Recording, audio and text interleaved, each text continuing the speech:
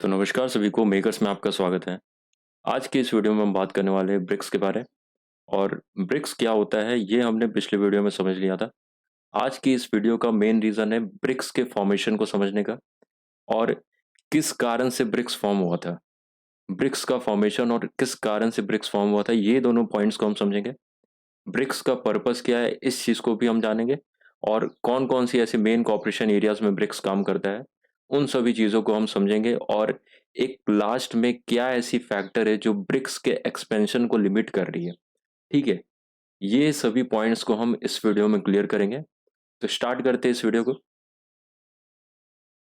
तो स्टार्ट करते हैं ब्रिक्स के फॉर्मेशन से and the reason to form BRICS के बारे, ठीक है?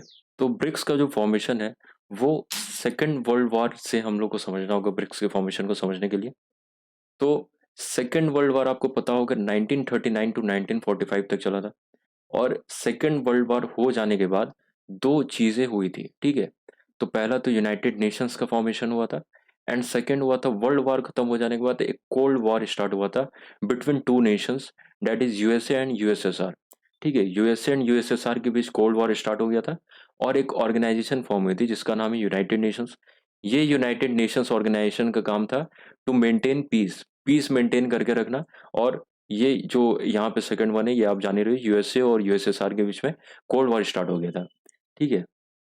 तो इस कोल्ड वॉर का क्या रिजल्ट हुआ? इस कोल्ड वॉर के चलते एक यूएसएसआर के बीच में, जो यूएसएसआर जिसको हम लोग सोवियत यूनियन के नाम से भी जानते हैं, उसके अंदर क्या हो गया, डिसइंटीग्रेशन होना स्टार्ट हो गया। मतलब ये इसके अंदर जितनी भी कंट्रीज थी वो बंटनी स्टार्ट हो गई। ठीक है, ये कब हुआ था? तो 1991 के टाइम हुआ था। तो कौन-कौन सी कंट्रीज़ यहाँ पे डिसइंटीग्रेट होके इमर्ज हुई थी, ये यहाँ पे बहुत सारी कंट्रीज़ का नाम लिखा हुआ है।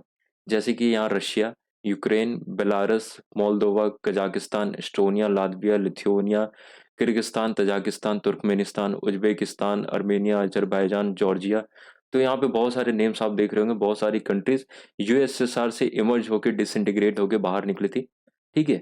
तो ये क्यों हुआ था? ये रीज़न था कोल्ड वॉर का between the two nations, that is USA and USSR.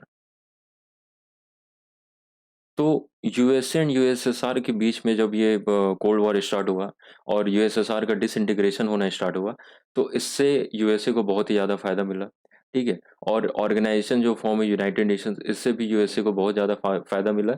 इससे अमेरिका जो था, वो क्या बन गया, एक सुपर पावर नेशन बन गया, ठीक है? क्योंकि यूएसएसआर की पावर तो अब कम हो गई थी, क्योंकि उसमें से जितने भी कंट्रीज़ थे वो तो डिसइंटीग्रेट हो गई थी। अब बचा यूएसए, तो USA one and only super power nation बन गया था वर्ल्ड का। एंड हुआ क्या था कि यूएसए अपनी मोनोपोली चलाती थी। वो अपनी मोनोपोली चला के, मतलब कि अलग-अलग कंट्रीज़ में उसके हिसाब से सैंक्शंस लगाना। कोई भी कंट्री से इसको प्रॉब्लम तो वो उसमें सैंक्शंस लगा देती थी। क्यों सैंक्शंस लगाती थी? क्योंकि अगर इंटरनेशनली कोई भी चीज़ अगर परचेज़ किया जाए, तो वो हम लोग परचेज़ करते हैं किसमें? डॉलर में, ठीक है? तो ये डॉलर के थ्रू जो परचेज़ होता है, इसका फ़ायदा किसको मिलता है? अमेरिका को।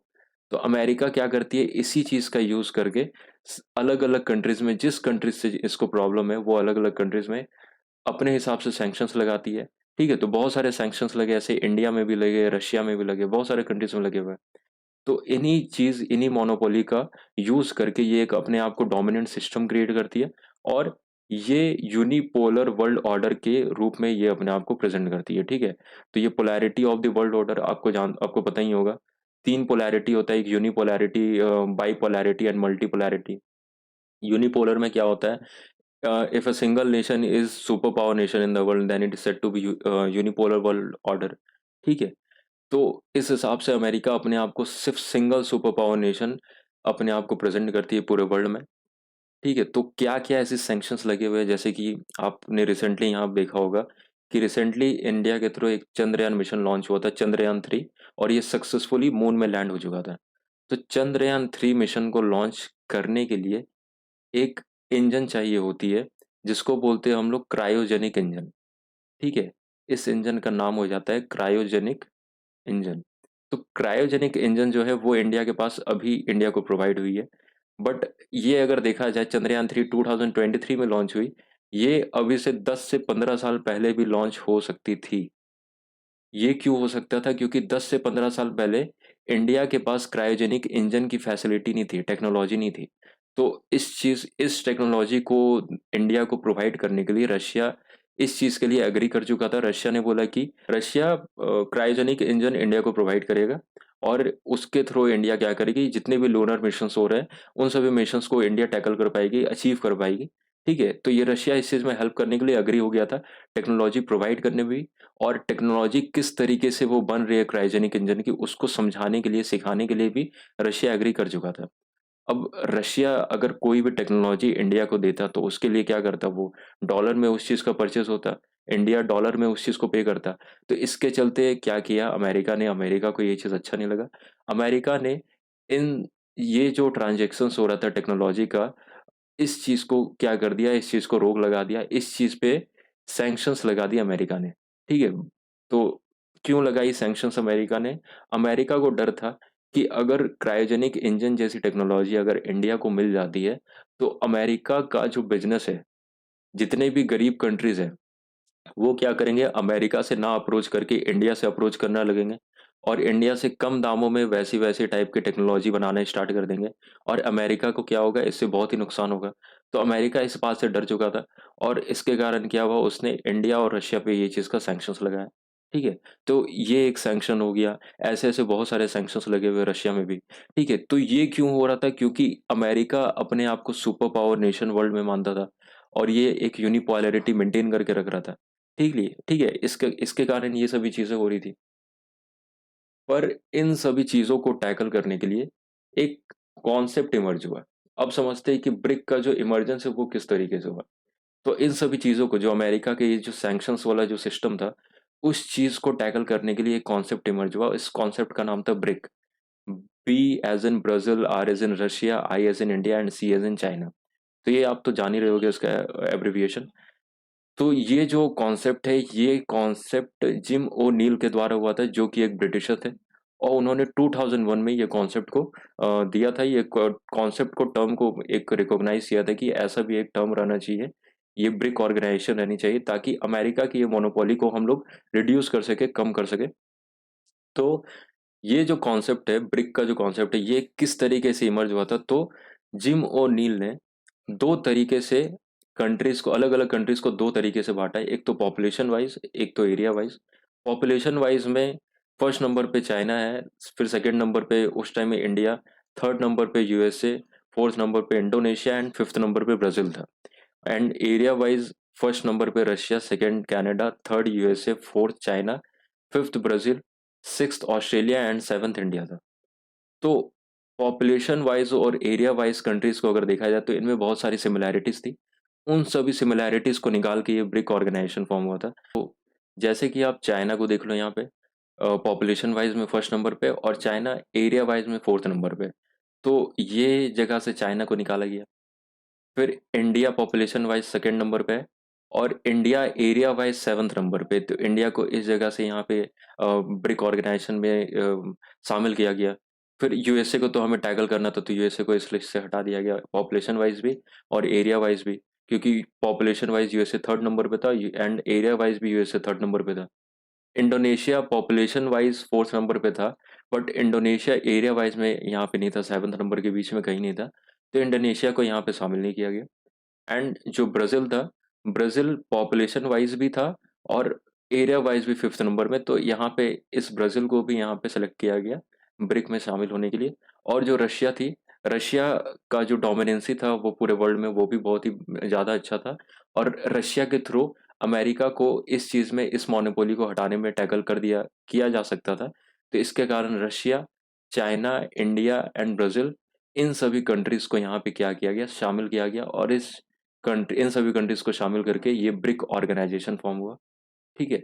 और इन सभी कंट्रीज़ में बहुत सारी ऐसी सिमिलैरिटीज़ मिल रही थी।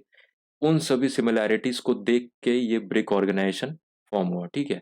तो वही चीज़ यहाँ पे लिखी हुई है कि ये जो ब्रिक्स का ऑर्गेनाइज़ेशन है ये क्यों फॉर्म हुआ?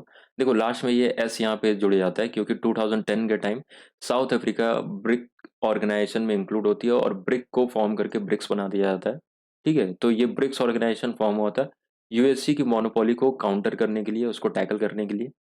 और इनमें बहुत सारी सिमिलैरिटीज़ थी, ठीक है?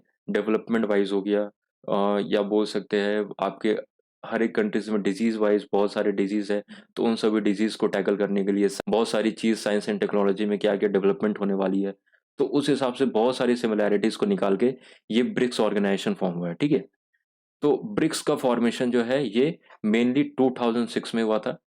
2006 के टाइम ही ब्रिक जो कंट्रीज़ थी उनकी मेंबर कंट्रीज़ का मीटिंग हुआ था रशिया में, तो उस टाइम से ब्रिक ऑर्गेनाइज़ेशन को फॉर्मलाइज़ कर दिया गया था। तो अब बात करते हैं यहाँ पे ब्रिक्स ऑर्गेनाइजेशन के पर्पस की। क्या पर्पस है ब्रिक्स ऑर्गेनाइजेशन का? तो पहला पर्पस है energy efficiency and climate control. Energy को एफिशिएंट वे में यूज़ करना, ठीक है? उसको रिज़र्व करके रखना फॉर द फ्यूचर पर्पस और क्लाइमेट को कंट्रोल करके कितने हद तक कंट्रोल करके रखा जाए, तो ये ब्रिक्स ऑर्गेनाइजेशन का पहला मोटिव था, पहला पर्पस था। Second purpose is regional development. जिस भी कंट्रीज में डेवलपमेंट होनी चाहिए तो वो ब्रिक्स ऑर्गेनाइजेशन के जितने भी मेंबर कंट्रीज है मिलजुल के उस उन सभी रीजन में डेवलपमेंट वाली काम करेंगे, ठीक है? तो इस डेवलपमेंट के लिए इन्होंने बहुत सारी चीज़ों का भी इम्प्लीमेंट किया था, जैसे कि एनडीबी बैंक भी डेवलप हुई थी, न्यू डेवलपमेंट बैंक। उसके थ्रू ब्रिक्स मेंबर कंट्रीज को फंड प्रोवाइड होती थी अगर कोई भी इंफ्रास्ट्रक्चर प्रोजेक्ट चल रहा है या कोई भी टाइप का सस्टेनेबल डेवलपमेंट वाला प्रोजेक्ट चल रहा है, तो उन सभी प्रोजेक्ट में फंडिंग के लिए एनडीबी बैंक भी प्रोवाइड हुई थी, ठीक है? ये फॉर्म हुई थी। And the third purpose is optimising resource utilisation. किस तरीके से हर एक रिसोर्स को, जितने भी ब्रिक्स मेंबर कंट्रीज के जितने भी रिसोर्स है, चाहे वो मिनरल रिसोर्स हो, नेचुरल कोई भी टाइप के रिसोर्स है, उन सभी रिसोर्स को किस तरीके से अच्छे तरीके से यूटिलाइज किया जाए ताकि हर एक कंट्रीज अपने कंट्री को अच्छे तरीके से डेवलप कर पाए। Fourth one is it act as a bridge between developed and developing countries. तो ब्रिक्स कंट्रीज के अंदर मेनली रशिया और चाइना देखा जाए तो ये सब डेवलप्ड कंट्रीज में आते हैं। एंड इंडिया हो गई, ब्राज़ील हो गया आपका, साउथ अफ्रीका, तो ये सब डेवलपिंग कंट्रीज में आते हैं। तो ये जो चेन फॉर्म हुआ है ब्रिक्स का, ये जो ऑर्गेनाइजेशन फॉर्म हुआ, ये एक तरीके का ब्रिज गैप, ये जो गैप है इसके बीच में, इसमें एक ब्रिज फॉर्म कर रहा है ताकि जितने भी डेवलप्ड कंट्रीज है वो डेवलपिंग कंट्रीज की हेल्प भी कर पाए और डेवलपिंग कंट्रीज भी अपने हिसाब से डेवलप्ड कंट्रीज की हेल्प कर पाए। तो ये एक तरह का ब्रिज फॉर्म हुआ है ये ब्रिक्स ऑर्गेनाइजेशन के through. And the fifth one is trade barrier. Trade barrier means कि इन सभी ब्रिक्स कंट्रीज के अंदर जो भी ट्रेडिंग में जो भी टाइप के टैक्सेस लगते हैं या कुछ भी लगते हैं तो वो फ्री ट्रेड वाली चीज़ें होगी ये ब्रिक्स ऑर्गेनाइजेशन में, ठीक है? तो ये ट्रेड बैरियर भी खत्म किया गया ब्रिक्स कंट्रीज के बीच में। तो इन सभी ब्रिक्स कंट्रीज के इन सभी पर्पस का यहाँ पे हमने इस चीज़ को समझ लिया है। फिर हम समझते हैं ब्रिक्स कौन कौन सी ऐसे मेन कॉपरेशन एरियाज में ब्रिक्स का काम होता है। तो यहाँ आप देख सकते हो, पहला तो दिया हुआ है, ब्रिक्स का जो फंक्शन फंक्शन है, वो इकोनॉमी एंड फाइनेंस में है। तो इकोनॉमी एंड फाइनेंस में जैसे एनडीबी बैंक का फॉर्म हुआ, जो कि न्यू डेवलपमेंट बैंक बोलते हैं जिसको। इसके थ्रू क्या होता है, फंडिंग प्रोवाइड होता है उन सभी कंट्रीज़ को, जिन सभी कंट्रीज़ में कोई भी इंफ्रास्ट्रक्चर प्रोजेक्ट चल रहा है या कोई भी सस्टेनेबल डेवलपमेंट वाली प्रोजेक्ट चल रही है, उन सभी कंट्रीज़ में इन सभी प्रोजेक्ट से रिलेटेड फंडिंग प्रोवाइड होती है एनडीबी के थ्रू, ठीक है? फिर हेल्थ सेक्टर में भी ये ध्यान देते हैं ब्रिक्स ऑर्गेनाइजेशन। तो हेल्थ सेक्टर में जैसे कि सभी ब्रिक्स कंट्रीज में बहुत सारे ऐसे डिजीज है, जैसे कि डायबिटीज हो गए, ट्यूबरोक्लाइसिस हो गया। तो ये सब क्या है, ये सब हर एक कंट्रीज में सिमिलैरिटीज आपको दिख जाएगी। तो इन सभी चीज़ों के लिए भी ट्यूबरोक्लाइसिस रिसर्च नेटवर्क बनाया गया है ताकि इन सभी चीज़ों को अच्छे से रिसर्च करके और क्या क्या ऐसी इनिशिएटिव लाया जाए ताकि हम इन सभी टीबी हो गई, डायबिटीज़ हो गई, ये सब चीज़ों को, ये सब डिजीज़ पे अच्छे तरीके से फाइट कर पाए। तो ये हेल्थ सेक्टर भी ऑर्गेनाइज हुआ है। फिर है साइंस टेक्नोलॉजी एंड इनोवेशन। तो जितने भी ब्रिक्स कंट्रीज है उनमें क्या क्या से ऐसे रिसोर्स मौजूद है और वो अपने रिसोर्स रिसोर्स को किस तरीके से हर एक कंट्रीज में एक्सचेंज कर सकते हैं, हर एक मेंबर कंट्रीज में एक्सचेंज कर सकते हैं ताकि कोई भी साइंस टेक्नोलॉजी एंड इनोवेशन से रिलेटेड प्रोजेक्ट चल रही हो तो वो प्रोजेक्ट अच्छे तरीके से कंप्लीट कर पाए, ठीक है? तो ये भी एक हो गया, साइंस टेक्नोलॉजी एंड इनोवेशन में ये लोग काम करते हैं। सिक्योरिटी वाली चीज़ों में जैसे कि ट्रांजैक्शनल क्राइम्स होते हैं, इंटरनेशनल सिक्योरिटी थ्रेट्स होते हैं, drug trafficking, cyber attacks, money laundering, corruption, terrorism, तो ये सब जितनी भी चीज़ें, इस चीज़ को भी टैकल करने के लिए ब्रिक्स ऑर्गेनाइजेशन का काम होता है। फिर बिजनेस रिलेटेड जितने भी चीज़ें हैं, तो बिजनेस से रिलेटेड इन्होंने ब्रिक्स बिजनेस काउंसिल फॉर्म किया और बिजनेस फोरम भी फॉर्म किया है। इससे क्या होता है, हर एक कंट्रीज के जितने भी बिजनेस कम्युनिटीज है, तो वो बिजनेस कम्युनिटीज क्या करते हैं, हर एक कंट्रीज के मेंबर से मिलते हैं और वो अपने आइडिया को शेयर करते हैं। वो हर एक अलग-अलग टाइप के बिज़नेस अपॉर्च्युनिटीज़ को हर एक कंट्रीज़ में शेयर करते हैं, ठीक है? तो इससे बिज़नेस की अपॉर्च्युनिटीज़ और भी ज़्यादा ग्रो होती है। तो ये सभी मेन कोऑपरेशन एरियाज़ हैं, जहाँ पे ब्रिक्स काम करती हैं।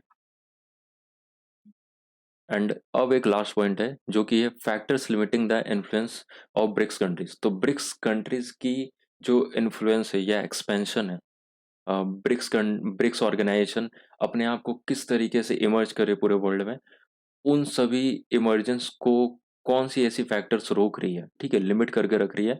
तो पहला जो फैक्टर है वो डोमिनेंस ऑफ चाइनीज़ इकोनॉमी।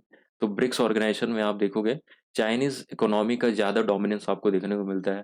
जैसे कि पूरे वर्ल्ड ऑर्डर में यूएसए का डोमिनेंस ज़्यादा देखने को मिलता है, वैसे ही ब्रिक्स ऑर्गेनाइजेशन में भी ये चीज़ हो रही है, चाइनीज़ इकोनॉमी का ज़्यादा डोमिनेंस है। तो ये एक तरह से गलत चीज़ है। इससे क्या होगा, ब्रिक्स कंट्रीज़ में ओवरऑल सिर्फ़ चाइनीज़ इकोनॉमी का ही डोमिनेंट ज़्यादा होगा और बाकी सब कंट्रीज़ उतने तरीके से अपने आप को इमर्ज नहीं कर पाएगी, ठीक है? तो इससे ब्रिक्स ऑर्गेनाइजेशन का तो फ़ायदा नहीं हो रहा है, सिर्फ़ चाइनीज़ इकोनॉमी का फ़ायदा हो रहा है, ठीक है? And the second one is lack of mutual economic interest among BRICS countries. तो आपस में इनके बीच का जो अंडरस्टैंडिंग है या म्यूचुअल इकोनॉमिक इंटरेस्ट है, वो बहुत ही कम है। And the third point is members are very similar in some key areas. तो ब्राज़ील हो गया, रशिया हो गया, India, China and South Africa, इनके बीच जो भी टाइप के काम हो रहा है, इन कंट्रीज़ में जो भी टाइप के मेन की एरियाज़ है, वो सब क्या होता है, सिमिलर वे में देखने को मिलता है। जैसे कि इंडिया में अगर फैब्रिक का प्रोडक्शन होता है, तो चाइना में भी वो चीज़ें होती है, ठीक है? तो ये सभी चीज़ क्या होती है, सिमिलर की एरियाज़ देखने को मिल जाती है। इससे क्या हो जाता है, इसके कारण जितने भी ब्रिक नेशंस के जितने भी कंट्रीज़ हैं, वो सब आपस में ही मार्केट में कम्पीट करना स्टार्ट कर देते हैं, कि मैं इस पर्टिकुलर चीज़ को ज़्यादा प्रोडक्शन कर रहा हूँ। फिर दूसरा कंट्री भी बोलेगा कि मैं भी इस चीज़ पे ज़्यादा प्रोडक्शन कर रहा हूँ, आपस में ये लोग कम्पीट करना स्टार्ट कर देंगे, ठीक है? तो ये भी एक तरह की खामी है, ये भी एक तरह की लैकनेस या खामी है ब्रिक्स ऑर्गेनाइजेशन के अंदर। And the next point is diversity of culture. ये सब जितने भी कंट्रीज़ है, इनके अंदर जो इनकी कल्चर है, वो क्या अलग-अलग कल्चर है। तो ये डाइवर्सिफिकेशन ऑफ कल्चर के कारण भी ये चीज़ का लैकनेस देखने को मिलता है और ये भी पॉइंट, इन सभी पॉइंट के कारण क्या होता है, हमारी जो ब्रिक्स कंट्रीज़ को जो इन्फ्लुएंस है, वो इन्फ्लुएंस बहुत ही लिमिटेड वे में दिखती है, ठीक है?